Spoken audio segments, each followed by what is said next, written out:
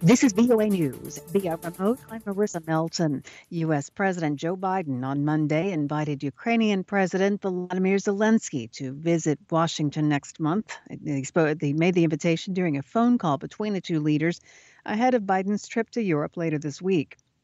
National Security Advisor Jake Sullivan told reporters at the White House Monday that the two leaders had the opportunity, these are his words, to talk at some length about all of the issues in the U.S.-Ukraine relationship.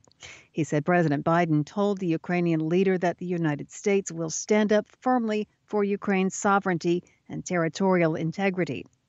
Sullivan also said Biden told the Ukrainian president that he looks forward to welcoming him to the White House here in Washington this summer after he returns from Europe. Zelensky later confirmed that the U.S. president invited him to visit in July.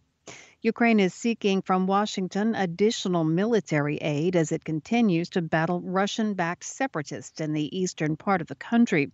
It also seeks backing for its bid for NATO membership. Biden departs Wednesday on his first overseas trip as president that will have him interacting with several dozen leaders at the G7 summit in the United Kingdom, as well as at NATO and European Union gatherings in Brussels. Biden is set to have his first face-to-face meeting with Russian President Vladimir Putin on June 16th in Geneva. U.S. law enforcement officials say they have hit back at the Russian-based criminal network that caused gas pipelines to shut down across parts of the country last month. The Justice Department announced Monday it had recovered $2.3 million of the approximately $5 million Colonial Pipeline paid to the Dark Side network following the ransomware attack, which resulted in fuel shortages along the east coast of the United States. This is VOA News. In a nationwide address Monday, Indian Prime Minister Narendra Modi said the federal government would take a larger role in obtaining vaccines for Indian states.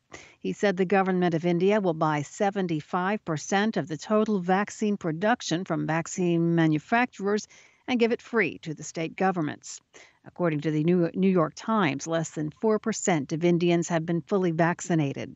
India's health ministry on Monday reported 100,636 new COVID-19 infections. That was the lowest tally in 61 days. There were just over 2,400 deaths in the previous 24-hour period. In Uganda, citizens began a 42-day pandemic lockdown Monday, including the closing of schools and universities, and suspended public gatherings, including in churches and mosques. Public transportation will be suspended starting on Thursday.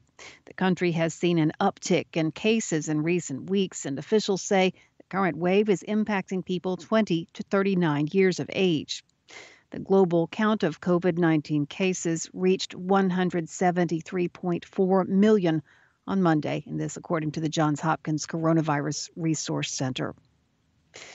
The United States has renewed its call to get to the bottom of the origins of COVID-19, singling out China for bending international organizations to its worldview as the United States restores its annual contributions to the World Health Organization.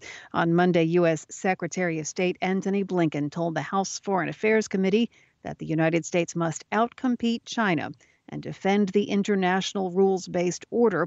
That's a priority reflected in the State Department's 2022 budget requests. The top U.S. diplomat slammed China's lack of transparency in the origins of the coronavirus as U.S. President Joe Biden ordered a 90-day review and a fresh intelligence report on the origins of COVID-19. The United States stepped up pressure Monday for a peaceful resolution to Cameroon's conflict between state forces and English-speaking rebels, imposing visa restrictions on people believed to be undermining efforts to end the crisis. Cameroon's two Western Anglophone regions have been gripped by fighting since 2017 as the rebels try to break away from the predominantly Francophone government. More than 3,500 people have died and 700,000 people have been displaced in the violence. Announcing the visa sanctions, U.S. Secretary of State Antony Blinken said the United States was deeply concerned by the continued insecurity and called for both sides to negotiate for peace.